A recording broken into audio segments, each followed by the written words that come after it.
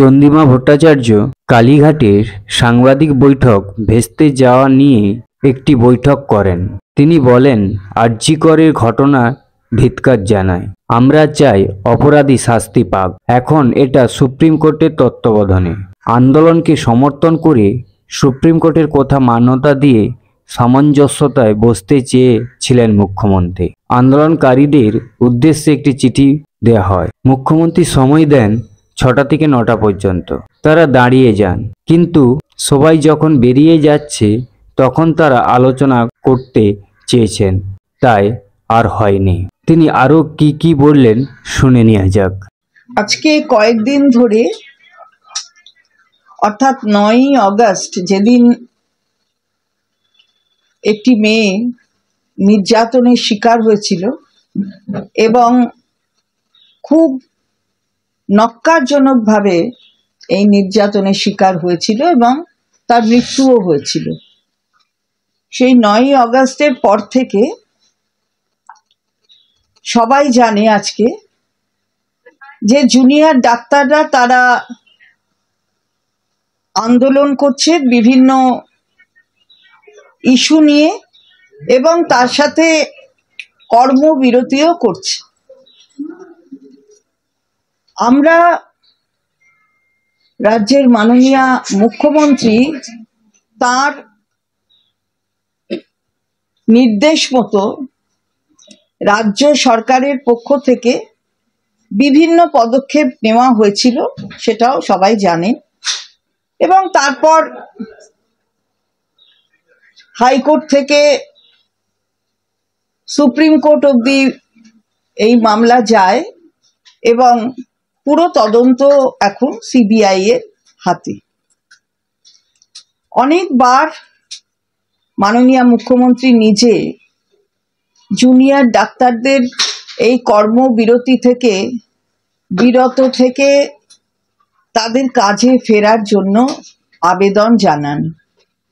আপনারা জানেন যে 10 তারিখেও মাননীয় মুখ্যমন্ত্রী 2 ঘন্টা অপেক্ষা করেছিলেন, 11 তারিখেও 2 ঘন্টা অপেক্ষা করেছিলেন, 12 তারিখেও 2 ঘন্টা অপেক্ষা করেছিলেন, 13 তারিখে অর্থাৎ 13 তারিখেও মাননীয় মুখ্যমন্ত্রীর পক্ষ থেকে জুনিয়র ডাক্তারদের কথা শোনার জন্য এই অপেক্ষা হয়েছিল। গতকাল অর্থাৎ 14 তারিখ, আপনারা জানেন যে সবাই যখন ধর্ণা মঞ্চে জুনিয়র ডাক্তাররা, তখন মাননীয় মুখ্যমন্ত্রী সেই ধর্ণা মঞ্চে যান। তিনি মুখ্যমন্ত্রী হিসাবে নন, বিধি হিসাবে সকলের কাছে অনুরোধ করেন যে তাদের যা যা দাবি তিনি খতিয়ে দেখবেন এবং তারা বিচার পাবে। তারা যে দাবিগুলো করছে সেই দাবিগুলো নিয়ে তিনি খতিয়ে দেখবেন এবং তিনি নিশ্চিত করেছিলেন যে বিচার পাবে। এবং আপনারা দেখেছেন যে তাদের বলেছেন যে এরকম কষ্ট তোমরা করছো, তোমাদের বয়স কম, আমি চাই না যে কেউ অসুস্থ হও। এবং সেখানে দাঁড়িয়েই বেশ কটা দাবি তিনি মেনে নিয়েছিলেন, তিনি ঘোষণা করেছিলেন। যেমন রোগী কল্যাণ সমিতি সম্পর্কে তিনি বলেছেন যে সব সমিতিগুলোই ভেঙে দেওয়া হলো এবং পড়ুয়ারাও এই সমিতির সদস্য হবেন। এই সবগুলো দাবির মধ্যে ছিল জুনিয়র ডাক্তারদের, সেগুলো তিনি সেখানেই বলেছেন। পরবর্তীতে জুনিয়র ডাক্তারদের পক্ষ থেকে একটি চিঠি আসে মাননীয় মুখ্যমন্ত্রীর কে উদ্দেশ্য করে লেখা, যে তারা তার সাথে দেখা করতে যায়। আগে তো আমি বলেছি যে অপেক্ষারত ছিলেন মাননীয় মুখ্যমন্ত্রী, কিন্তু এই কয়েকদিন ধরেই কেউ দেখা করতে আসেনি। তো তারপর মাননীয় মুখ্যমন্ত্রীর বলার পরে এই চিঠি আসে ডাক্তারদের পক্ষ থেকে, জুনিয়র ডাক্তারদের পক্ষ থেকে, এবং সাথে সাথেই প্রায় বলা যায় যে মাননীয় মুখ্যমন্ত্রীর পক্ষ থেকে একটি উত্তর যায় যে কালীঘাটে তার বাসস্থানে যাতে জুনিয়র ডাক্তাররা 6টার সময় আসেন, সন্ধ্যা 6টায়। সেই মতো মাননীয় মুখ্যমন্ত্রী, রাজ্যের chief secretary, DG, home secretary এবং আরো উচ্চপদস্থ আধিকারিকরা তারা অপেক্ষা করছিলেন এবং আমিও ছিলাম সেখানে। 6টা থেকে তাদের এই যে আসতে বলা, সেই থেকে তারা আসলেন এবং টানাপোড়েন চলল 9টা অবধি। মাননীয় মুখ্যমন্ত্রী অপেক্ষা করলেন 6টা থেকে 9টা, অর্থাৎ 3 ঘন্টা অপেক্ষা করলেন। খুব বৃষ্টি, বাইরে খুব বৃষ্টি পড়ছে জোরে, এবং মাননীয় মুখ্যমন্ত্রী যাতে কেউ না ভেজে তার জন্য পুলিশকে নির্দেশ দিয়েছেন যে তাদের মাথায় যেন ছাতা ধরে, তাদের যেন ভিজতে না হয়। আজকে একটি সংবাদপত্রে সেই ছবিও আছে, দেখবে যে পুলিশ ধরে আছে, তাদের মাথায় ছাতা ধরে আছে যাতে তারা না ভেজে। আসলে ভিজলে অসুখ করবে সেটা মাননীয় মুখ্যমন্ত্রী তিনি অনুধাবন করেন, এবং তার প্রকৃতি কিরকম, তার নেচার কিরকম, তিনি কতটা স্নেহপ্রবণ সেটা খালি বলবো না যে বাংলার মানুষ জানে, সারা ভারতবর্ষের মানুষ জানে, এমনকি সারা পৃথিবীর মানুষ জানে। 8টা নাগাদ মাননীয় মুখ্যমন্ত্রী তিনি নিজে বেরিয়ে এসেছেন এবং তার বাড়ির দরজার সামনে তখন তিনি নিজেও হাত জোর করে বলেছেন যে আসুন কথা বলুন, যদি কথা বলতে নাও চান, আলোচনা না চান, তাহলে 1 কাপ চা খেয়ে চলে যাবেন।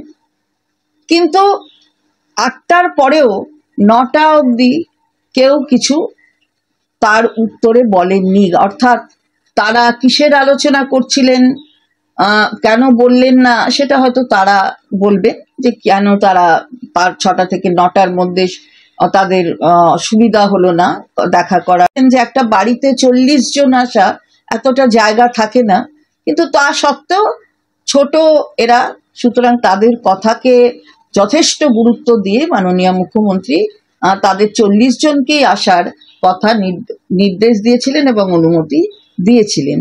কিন্তু দেখা গেল যে তারা 9টা অবধি কিছু বললেন না। যখন মাননীয় মুখ্যমন্ত্রী 9টা অবধি অপেক্ষা করলেন, তারপরে সবাই যখন আধিকারিকরা এবং তার সাথে আমিও যখন আমরা বেরোতে যাচ্ছি, ওদের বলে যে আমরা বেরিয়ে যাচ্ছি, তখন ওরা মাননীয় মুখ্যমন্ত্রীর সাথে আলোচনা করবেন বলে বললেন যে তারা সমস্ত যা যা তাদের প্রিকন্ডিশন ছিল সেই প্রিকন্ডিশনগুলো তারা আর সেগুলোর উপর জোর দিচ্ছেন না, তারা মাননীয় মুখ্যমন্ত্রীর সাথে বসবেন। তো 3 ঘন্টা, মনে রাখবেন, আগে কয়েকদিন ধরে 2 ঘন্টা করে অপেক্ষা করেছে, আপনারা সেটা সংবাদ মাধ্যমে দেখিয়েছেন, মানুষ জানে। এবং তারপর গতকাল 3 ঘন্টা অপেক্ষা করেছেন। তারপরে যখন 3 ঘন্টা অপেক্ষা করার পরে বেরিয়ে যাচ্ছে সবাই, তখন তারা বললেন যে তারা দেখা করবেন। তাহলে এত যে সময় দেয়া হলো, তাহলে তারা যখন বলবেন তখনই সরকারকে রেডি থাকতে হবে কথা বলার জন্য। এটা যেন মনে হলো এরকমই একটা কোনো ব্যাপার। মুখ্যমন্ত্রী নিজে 8টার সময় তাদের কাছে বলেছেন, তাতেও সাড়া পাননি। তো আজকে বুঝতে হবে যে এই কর্মবিরতি মানুষের পক্ষে কতটা ক্ষতিকারক হচ্ছে। ইতিমধ্যেই 29 জন মানুষের প্রাণ গিয়েছে, এটাও সবাই জানে, এবং কয়েক হাজার মানুষ বিভিন্ন অপারেশনের জন্য অপেক্ষা করছেন। অন্তত 7,000 মানুষ, তার মধ্যে 1,500 মানুষ হচ্ছে হার্টের পেশেন্ট, যাদের খুব সত্বর দরকার অপারেশন করবার। তাছাড়া সন্তান সম্ভবা মহিলা, সন্তান সম্ভবা মহিলা তারা প্রসব করবেন, প্রসবের যন্ত্রণা তো আটকে রাখা যায় না। প্রসবের যন্ত্রণা যখন হয় তখন মায়েরা উপলব্ধি করতে পারেন যে সেটা কতটা যন্ত্রণাদায়ক, কিন্তু তা সত্ত্বেও তার মা হবার যে প্রবল বাসনা, সেই বাসনা থেকে এই যন্ত্রণা তারা ভুলে যান। কিন্তু সেই মায়েদের প্রসব করাটাও কতটা অসুবিধাজনক হয়ে যাচ্ছে সেটাও তো একটা দেখতে হবে। জুনিয়র ডাক্তাররা, তাদের সাথে তো সবসময় মাননীয় মুখ্যমন্ত্রী তাদের প্রতি সহানুভূতিশীল। তিনি নিজে বলেছেন তিনি দেখবেন, তিনি যা কিছু আছে সব বিচার করে খতিয়ে দেখবেন। এমনকি তারা 7 জনকে সরিয়ে দিতে বলেছিলেন, সেই 7 জন ডাক্তারকে সরানো পর্যন্ত হয়ে গিয়েছে। তো তারপরেও মাননীয় মুখ্যমন্ত্রী সবসময় সহনশীলতার পরিচয় দিয়েছেন।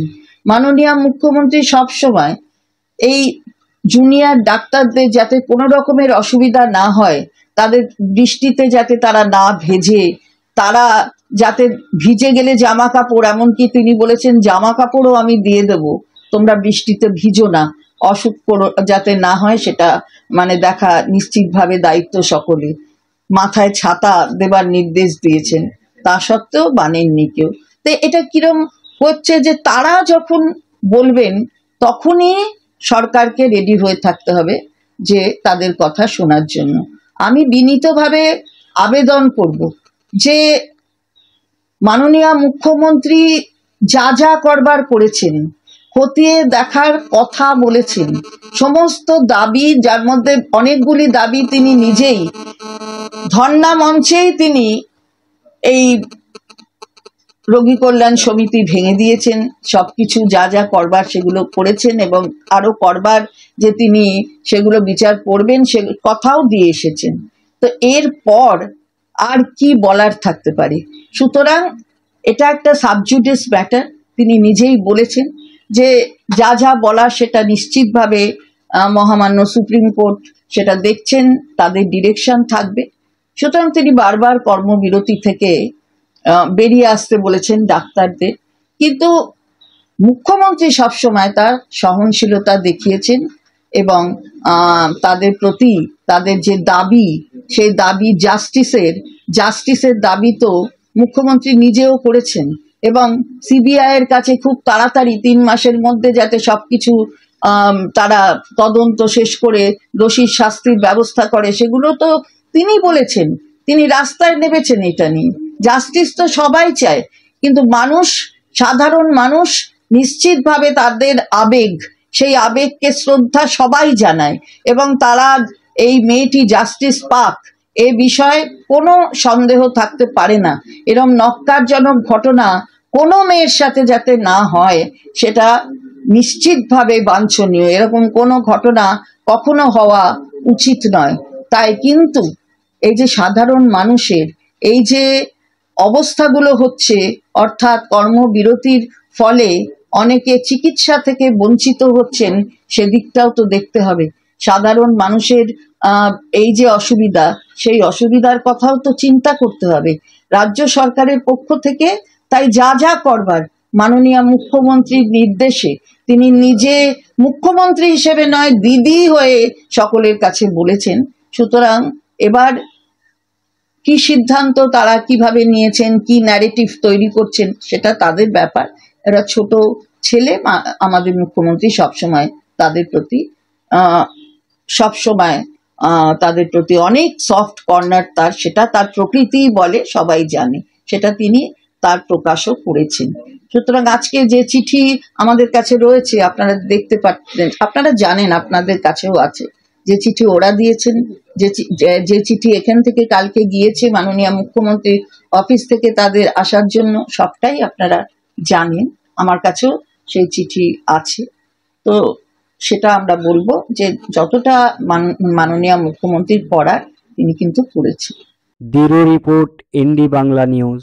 সবার আগে সব খবর এবং সঠিক খবর পেতে ফেসবুক পেজটি ফলো করুন এবং ইউটিউব চ্যানেলটি সাবস্ক্রাইব করে রাখুন, আর শেয়ার করতে ভুলবেন না।